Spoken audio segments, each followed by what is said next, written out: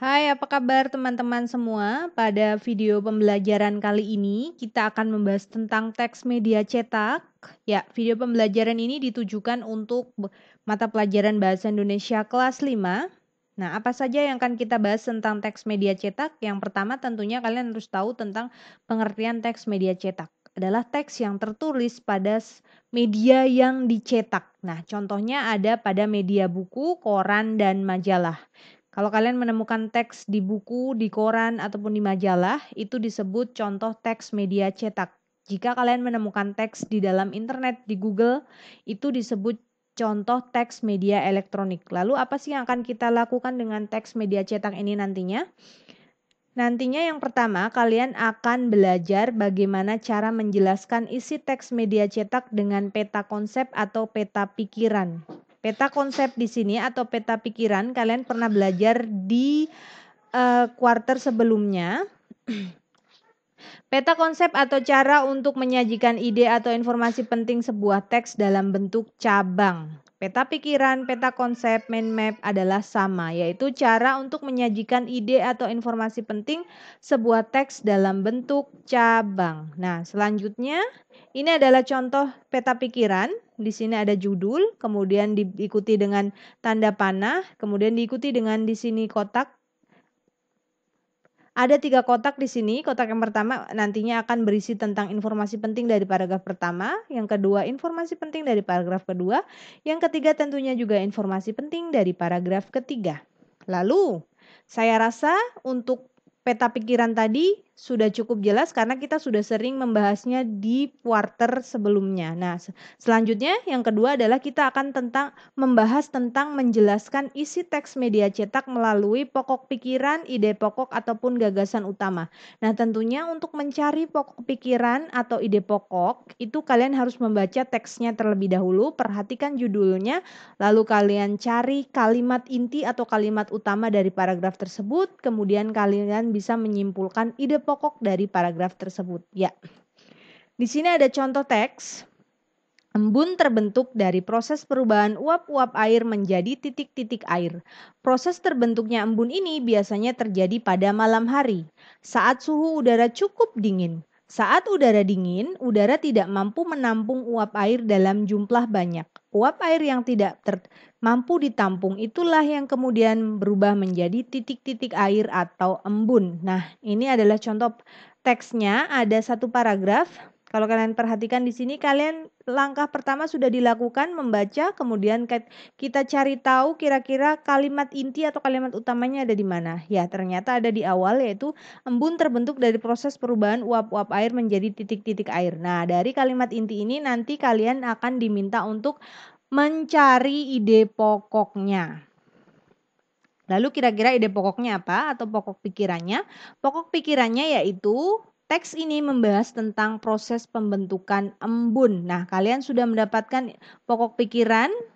Tugas kalian selanjutnya adalah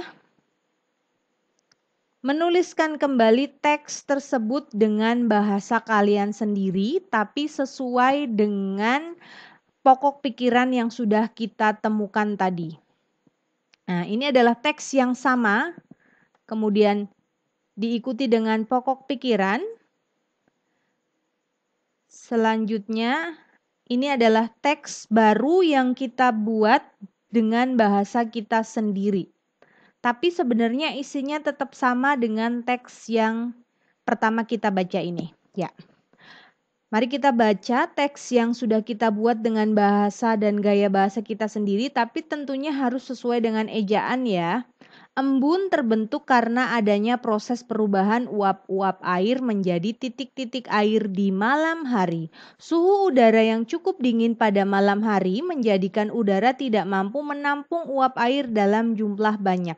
Sehingga sebagian dari uap air yang tidak dapat tertampung tersebut kemudian berubah menjadi titik-titik air atau embun. Kalau kalian perhatikan sebenarnya isinya benar-benar sama, hanya beberapa kata yang kita rubah. Kalau kalian perhatikan awal di sini baris pertama, embun terbentuk dari proses perubahan uap-uap air menjadi titik-titik air. Proses titik sampai di sini, kemudian proses terbentuknya embun ini biasanya terjadi pada malam hari. Nah, kalau di paragraf yang sudah kita buat dengan gaya bahasa kita sendiri, yang berdasarkan atau bertumpu pada pokok pikiran yang sama, yaitu embun terbentuk karena adanya proses perubahan uap-uap air menjadi titik-titik air di malam hari. Langsung ya, di sini langsung kita tuliskan ya. Suhu udara yang cukup dingin, selanjutnya sama, suhu udara di sini juga ada suhu udara. Dan sebenarnya sama, hanya beberapa kata yang kita rubah menggunakan bahasa kita sendiri. Pokok atau ide pokoknya tetap sama. Nah, mudah-mudahan yang ini cukup mudah dipahami ya. Kita cukup mengembangkan ide pokok dari teks yang sudah kita baca dengan menggunakan bahasa kita sendiri. Next. Selanjutnya kita akan belajar membuat kesimpulan isi teks media cetak dari diagram. Diagram atau bagan atau seperti tadi peta konsep itu juga bisa disebut dengan diagram. Nah, kita lihat di sini ada sebuah contoh teks yang berjudul Tungku Jimat. Saya bacakan teksnya. Tungku Jimat buatan Supriyanto diberi nama Tungku Jimat. Nama tersebut merupakan kependekan dari energi hemat.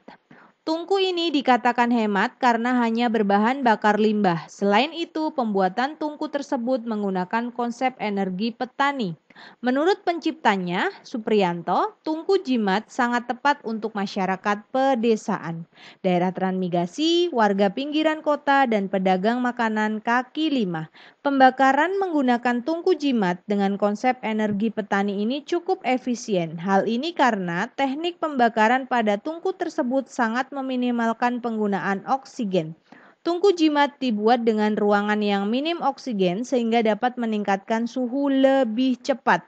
Nah, step pertama sudah kita baca. Selanjutnya adalah kalian harus mencari tahu kalimat inti lalu menyimpulkan ide pokoknya. Nah, setelah kalian mendapatkan ide pokoknya, kalian membuat pertanyaan pada setiap paragraf beserta jawabannya. Nah, ya, temukan ide pokok setiap paragraf, kemudian buat pertanyaannya beserta jawaban dari setiap paragraf untuk menggali informasi. Nah, tadi paragraf pertama sudah kita baca ya.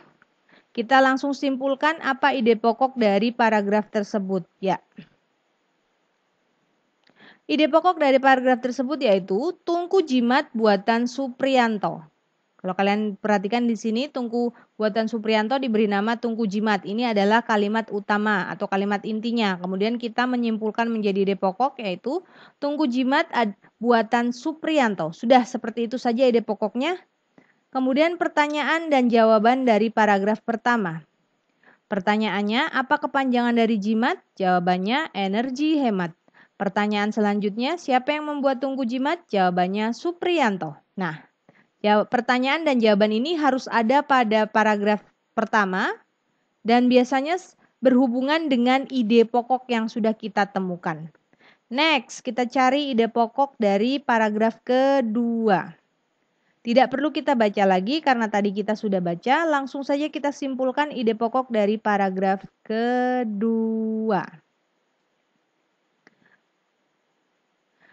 Ide pokoknya efisiensi pembakaran tungku jimat. Kalau kalian perhatikan di sini pembakaran menggunakan tungku jimat dengan konsep energi petani ini cukup efisien. Kemudian di sini dijabarkan hal itu karena apa, tekniknya apa, kemudian tungku tersebut meminimalkan oksigen.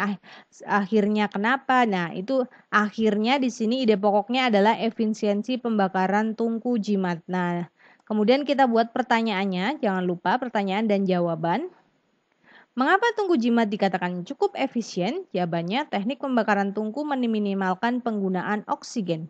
Pertanyaan selanjutnya, apa manfaat yang didapatkan dari penggunaan oksigen yang minim? Jawabannya, suhu dapat ditingkatkan lebih cepat. Nah, dari pertanyaan dan ide pokok ini, kita akan membuat sebuah diagram. Buatlah diagram berdasarkan pokok pikiran dan pertanyaan yang telah disusun. Nah, diagramnya akan seperti ini. Jangan lupa judulnya dituliskan di sini di dalam kotak, kemudian ada tanda panah, sama mirip ya seperti seperti peta pikiran atau peta konsep. Lalu di sini diikuti dengan tungku jimat, langsung kalian tuliskan di sini jawaban dari pertanyaan yang sudah kalian buat tadi. Langsung jawabannya saja, tidak perlu dituliskan kembali si pertanyaannya. Cukup jawabannya saja. Tungku jimat, di sini jawabannya dibuat oleh Supriyanto. Tungku jimat singkatan dari energi hemat. Tungku jimat memiliki teknik pembakaran tungku meminimalkan penggunaan oksigen. Tungku jimat minimnya oksigen dapat mempercepat peningkatan suhu. Iya. Ini adalah diagramnya. Nah, dari diagram ini kita akan membuat kesimpulan. Kesimpulan yang bisa kita sampaikan sehingga orang lain mampu atau paham dengan isi dari teks tersebut. Kesimpulannya kira-kira akan jadi seperti ini. Tungku jimat adalah tungku energi hemat yang dibuat oleh Supriyanto. Kalau kalian perhatikan pada kalimat pertama ini adalah gabungan dari hal yang ada di kotak pertama dan kotak kedua. Langsung di situ tungku jimat dan si pembuatnya. Tungku tersebut meminimalkan penggunaan oksigen sehingga dapat mempercepat peningkatan suhu. Ya, ini adalah gabungan dari pada paragraf kedua, ya. Bisa disimpulkan dengan lebih diperpendek kalimatnya. Tungku tersebut meminimalkan penggunaan oksigen, akibatnya apa? Sehingga dapat mempercepat peningkatan suhu. Nah, begitulah cara membuat kesimpulan dari sebuah diagram atau dari sebuah teks media cetak. Kalian cari tahu ide pokoknya dulu, kemudian bikin pertanyaan. Setelah selesai kalian buat diagramnya. Nah, setelah selesai membuat diagram, kalian membuat kesimpulan dari diagram itu. Kira-kira itu saja yang kita bahas pada pertemuan atau video pembelajaran kali ini. Tadi ada pengertian teks media cetak, yaitu teks yang dicetak di atas media seperti buku, koran, ataupun majalah. Lalu bagaimana cara menyampaikan informasi penting melalui peta pikiran. Lalu bagaimana cara menyampaikan informasi penting dari media cetak, teks media cetak melalui ide pokok. Yang terakhir kita belajar tentang bagaimana cara membuat kesimpulan teks media cetak berdasarkan diagram. Nah, itu saja yang kita bahas pada hari ini. Semoga bermanfaat. Jika ada pertanyaan, silakan langsung hubungi saya. Terima kasih.